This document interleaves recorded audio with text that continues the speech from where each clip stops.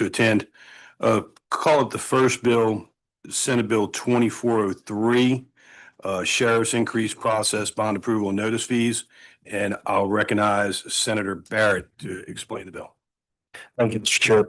Thank you, Mr. Chairman. This bill comes to us from, I believe, the Sheriff's Association, particularly my sheriff who is in the room, Mr. Steve Rushing. What this bill would do would bring the fees which are enumerated in this bill. It would raise those specific fees to the amount shared, and what that is commensurate with the fees that are charged by the constable. And Mr. Chairman, if I would ask for, if my sheriff would like to elaborate on this, that he be given the opportunity to. Absolutely. Sheriff Rushing, would you like to address the committee, or we grab a mic? Just. Yeah. There we go. Sorry about that. Thank y'all for hearing me this morning. Just up from 45 to 55 says fees, a lot of our tax fees, which is the same as the constables make. It does bring up our jail fee that is charged back to person moving out, but that fee has not changed. I know in 20 years since I've been in office, so that's all the fees I believe we had in it.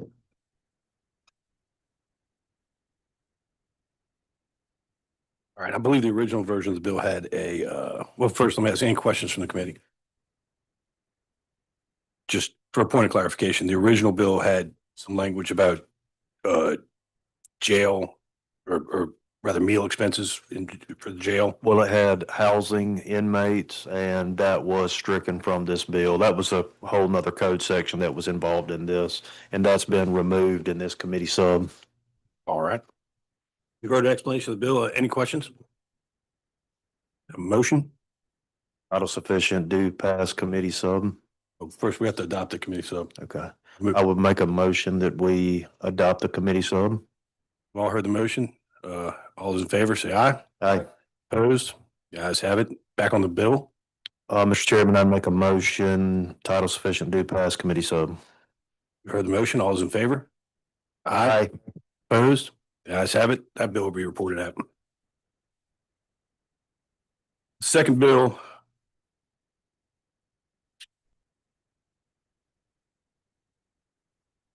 Is Senate Bill 2630, and I'll recognize the author, Senator Sparks, to explain the bill. Thank you, Mr. Chairman. Senate Bill 2630 addresses pass-through dollars that are state and federal dollars that go through non-governmental units, NGOs are commonly known, organizations that are grant recipients who then will disperse funds to an end user, and sometimes they are more effective in this maybe than a government entity, but it's also a place where those groups do not come to appropriation meetings and sit before subcommittee hearings and have detailed explanations of where the tax dollars go. And as the legislature is well aware, each of these agencies have to come in and talk about their PIN count and payroll and programs they've done, computer systems they want to buy.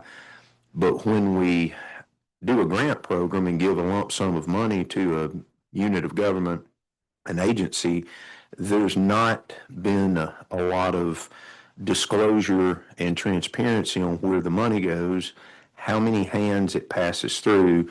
And so this is a transparency bill for funds that the legislature would in some sense have a hand in either appropriating or creating a grant program.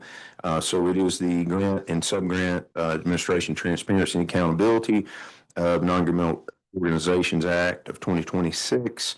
We want to enhance oversight, accountability, and transparency in the administration of state and federal grants.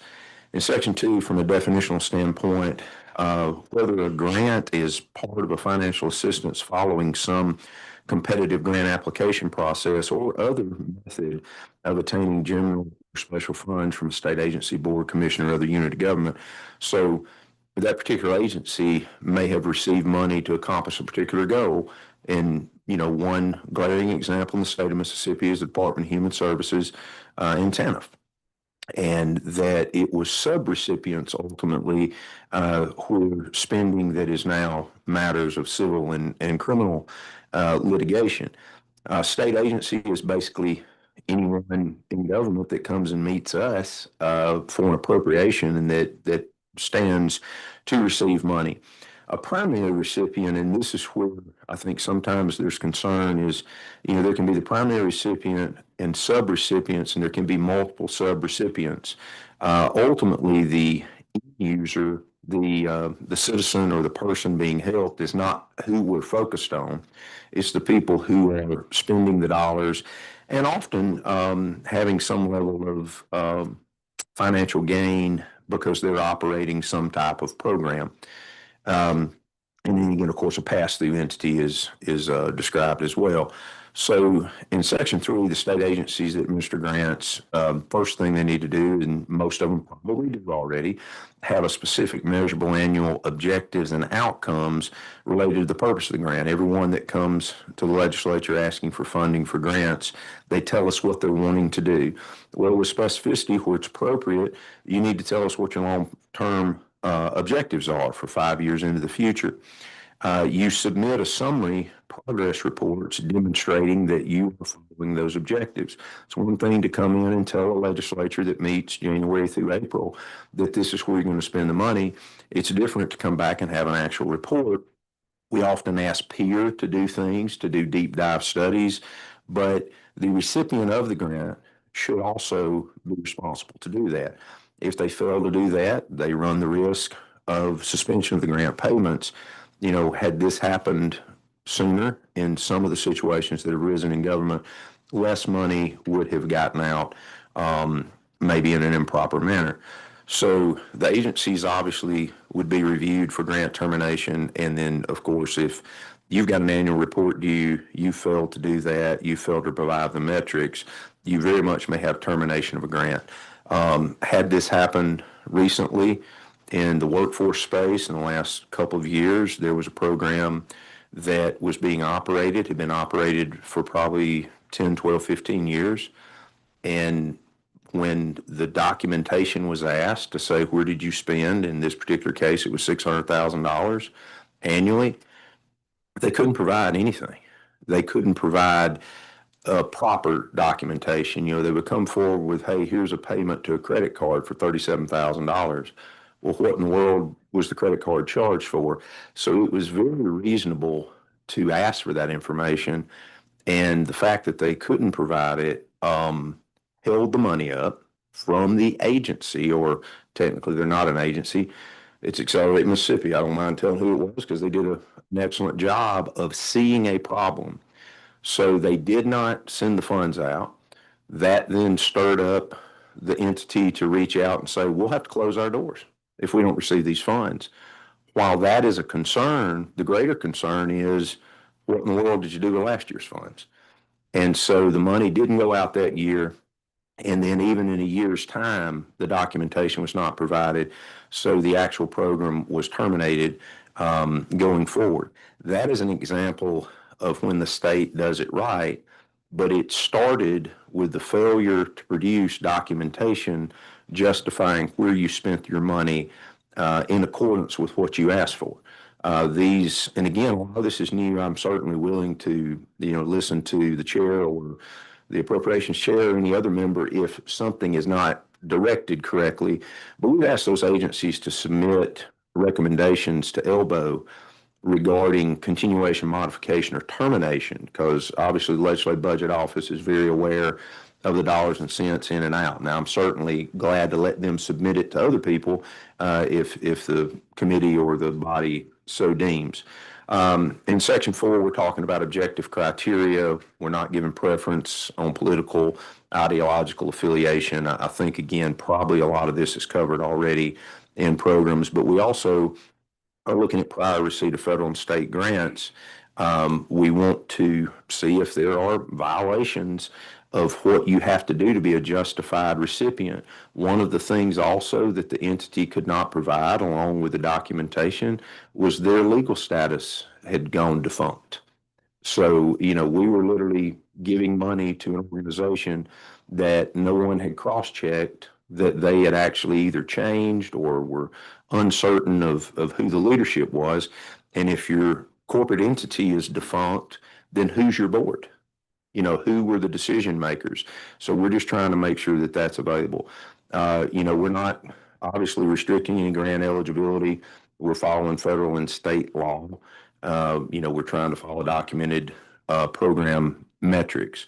What we want to see from primary recipients, and this may be in this case, I'll use Accelerate Mississippi again, they're a part of MDES, but if they receive the direct money in an appropriation to MDES, a summary of their expenditures. They're not the end user, so we need basically the gross amount of dollars that they have run through this program, what their admin costs are. Unfortunately, we've noticed a lot of times a subgrantee that has three downline subgrantees, everybody's taking a 2% admin fee or 4% admin fee, and now the money, 100 cents on the dollar, 82% of it is actually getting to the end user. So what are the administrative costs? A complete accounting of funds that are distributed to subrecipients and the stated purpose. Now the subrecipient has to give us a summary of expenditures, administrative cost, and direct service expenses. So if it goes through one hand, two hands, or three hands, everybody has to give us a summary of the expenditure and the administrative cost. But the direct service provider has to actually provide us the direct service expenses, supporting documentation, particularly if something exceeds $25,000, an accounting of all funds redistributed, and the purpose for all the funds that are redistributed. So non-governmental organizations applying for grant funding, receiving grant funding, shall also make its board submit a signed disclosure. So now the members of the board who are making the decisions, who are determining the services that are given, there's a disclosure that talks about if they have a professional capacity with a decision-making authority regarding grant appropriations. Is there some level of connectivity to the grant sender, the grant receiver, with a board member? That may happen. That's fine. Just we need to know that. Whether the individual has served as an executive officer, a member of a governing board and organization that has been in violation of this act. So if we have a board member who served on another board that maybe, like I said, their legal status went away or they didn't follow the rules and guidelines, they don't need to just go to the next board and be on that board. Criminal convictions related specific to financial crimes, bribery, corruption, fraud, other financial crimes. Not to say you can't serve on the board. I know we have a lot of organizations that deal with people who've had criminal justice involved issues, but I think you need to disclose if somebody on your board has criminal convictions for bribery, corruption, fraud, or other financial crimes, and then the nature and jurisdiction and disposition. The disclosure statement should be submitted with a grant application. You got 30 days to update it if you have relevant circumstances that change, and it's certified as true and complete under penalty of perjury. Again, the grant funds are not to be used for partisan political activities, referendum support. We see this over and over again with groups that are receiving state dollars. That's not supposed to be a political activity. And so our end result, if we're dealing with TANF or if we're dealing with CPS, it's care to the individual at the other end. They really don't care what our political position is, and we're not supposed to be giving grants based on political ideology. That was one of the first things we talked about.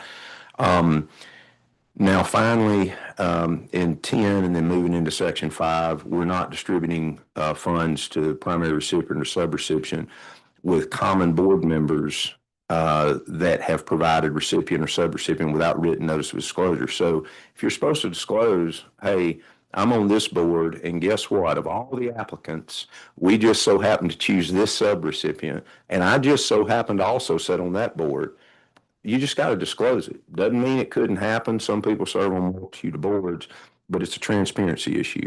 And in Section 5, we're addressing the fact, and I think this is something they probably could already do, but a compliance audit under the direction of the state auditor pursuant to governmental accounting standards based on, risk, materiality. Obviously, in any kind of audit, they would look at the schedule of expenditures of state funds, payment dates. These are common terminology used in the audit. We're just saying that, if anybody's unsure if the auditor has the authority, we want to make sure that they do, because these are state dollars that are flowing through. And again, there'll be a transparency piece of this, that the auditor will report any of the reports, management letters, et cetera, to the LBO, and also, to the legislature as needed. So once again, you have to cooperate with the auditor if you're receiving state dollars. Failure to submit or material noncompliance, authorizes the DFA to suspend payments. So in other words, if the state auditor comes, and I don't want to pick on the individual or individual entity, because I don't know what happened in that situation. I just know that they received $600,000 one particular year. They were unable to provide receipts for the year of what they received the money. They wanted next year's money. That money was held. They never did provide what they needed. The next year, that money was not appropriated. In a situation like that, if the state auditor chose to go in and actually audit to see if something was out of compliance, that's a separate function than the legislature making sure that we rein something in quickly if there's not a proper accountability. That's a long-winded explanation, but I want to make sure it kind of carried through. And Mr. Chairman, I would yield any questions. Thank you. You've all heard the explanation of the bill. Any questions from the committee? Senator, turn forward. Thank you, Mr. Chairman. So this reporting, does it basically stop at the agency level? The sub-grantees have to supply their information to the agency, the state agency? Yes. And I think the state agency, to a great degree, they are having to do reporting of the gross dollars out, which I think we usually get an opportunity to have those conversations with the state agency. So, I certainly don't mind making them also reporting, but they are reporting in the sense of if I'm a sub-grantee, that state agency is having to tell us, and we see it through transparency already in our technology and then in, appropriations process, but they would actually tell us what money went downstream. Because let's say a sub-grantee, provides $75,000 worth of expenses that they have provided in direct service. One of the first big red flags would be if the granting individual above them said we gave them 100, because they only reported back 75. So yes, they are part of the reporting process, because they're going to tell what they gave to the recipient. And again, no matter how many sub-recipients down the line, if everybody has to say, I received this much, I then passed along this much, my administrative fee was this much, then all that math ought to match. So at what point does the Office of the State Auditor become involved? Oh, no, I mean, they have the authority to go out and audit in the sense of compliance audits, because that's what we're talking about. I think that, probably under current law, but certainly under this, they will have the authority to go out and check where they see something that is out of kilter. Maybe an agency reports back to us, like this Accelerate Mississippi did to me, because once they actually made the decision not to fund that, they sent a letter to myself as the workforce chair on the Senate side, Representative Bell, the Speaker, and Lieutenant Governor, and I immediately walked the letter over to the state auditor's office. And so does the bill include any type of public reporting of who the sub-grantees are and what they have received? Is this just auditing authority? There's no now in the perfect world, and maybe one day we'll get there, I think it all should be, transparent on a public site. This bill doesn't do that. This bill requires the reporting piece that is reported back to the Legislative Budget Office to be reported back to the legislature. At this point, that's what we're trying to do, to make sure everybody is following with what they have determined the grant's purpose was and what their stated use of the monies are. But yeah, at some point in the future, I would love to have a transparency website that people could see every dollar that flows through an NGO. Thank you. Thank you. Senator Turner Ford. Any other questions from the committee? Senator Hobson. Thank you, Mr. Chairman, and thank you, Senator Sparks, for this. It looks like the bulk of the bill deals with the sub-grantee type arrangements that we have through our agencies. The Section 5 specifies that anybody that receives any public funding, any NGO or quasi-public entity that receives funding. Of course, we have in the project bill, I'm going to call it, we have a lot of groups that get funds. And look, I like this idea. I'm trying to think of a way to marry some of the other stuff in here with catching this before it goes, that they provide information. And did you think about that, or do you got ideas about how we could require those that are receiving those funds? And again, some of these are small groups, without being too onerous, to have them provide information to, I'm thinking DFA, not auditor's office is what I'm thinking, because that may create another level of bureaucracy there. But since the checks will be coming through DFA, a way to have them provide, I know they provide some information right now, but I'd like to visit with you. And you know that, I guess my question to you is, have you thought about a way we can marry some of those other concepts in with those that are receiving the one-time funds? Yeah, yes, and that's part of the reason, and I spoke with the chairman about bringing the bill forward, that there very well may be additional things that we can do with it, or we missed a group that maybe is obvious to you or to someone else that say, hey, this is a good idea, we should do this. So I'm not married to language of saying we ought to report it here, we ought to report it there. One of the things I do want to hopefully accomplish with this is that with transparency, and on the front end it's transparency, and you have to disclose on the front end before you ever receive a dollar, hey, Daniel Sparks is on my board, and Daniel Sparks, has this, conflict of interest, if you will, or at least this joint relationship. Having all that on the front end may change people's behavior to say, well, if I knew I'm going to have to report my expenditures with specificity on anything over $25,000 with backup documentation, personally, that number might ought to be $5,000. But I think that, and then also knowing as a board, because I'm sure most all of us are probably serving on board somewhere, and when it comes time to sign your name to something, you want it to be correct. And when we are having these board members sign, a CPA potentially sign, we're just trying to say to people, if you're doing it the right way, we want to get more funds to you that you're delivering in direct services, that you're doing a better job than the government's doing. But if you're not doing it the right way, we wish you wouldn't ask for the money. We hope you look at this bill and say, never mind, so we hope to not catch fraud. We hope to be transparent enough on the front end to prevent the bad actor, if you will. And sometimes people make mistakes, and this is not about trying to jam somebody up who, is not the greatest paperwork guy. But when we gave over a year for a group to present $600,000 worth of where did your money go, and they couldn't do it, I am not saying the auditor or they did criminality or anything else, but I am saying the taxpayers of the state of Mississippi deserve better than handing $600,000 to any group and they not being able to tell us where they spent it. So I would love to work with you on any language.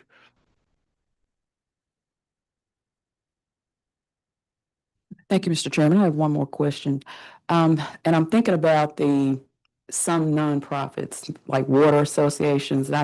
It seems as though some years ago we were passed legislation that they did not have to disclose the identity of their members or something like that. Do we think that this will in any way conflict with those code sections? No, I don't think so.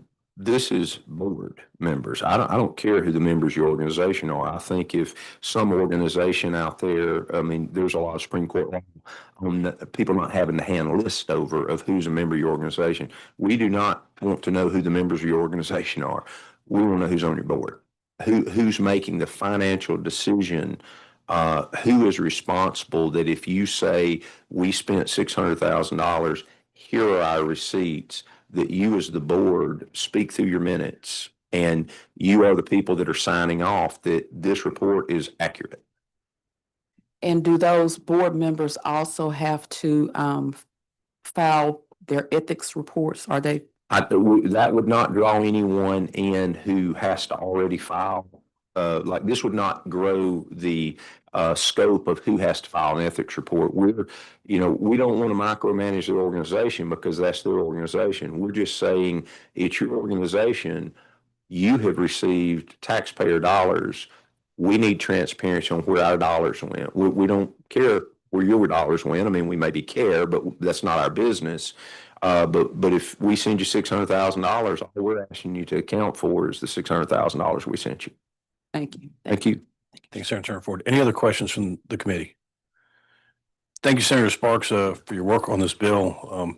It's something I think is long overdue and needed. Do I have a motion? You've heard the motion. All those in favor? Opposed?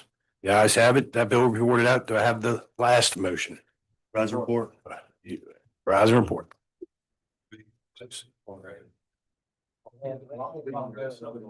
No.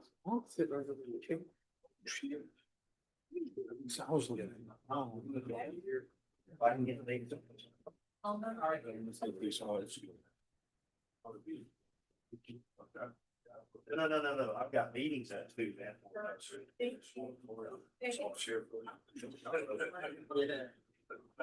How about?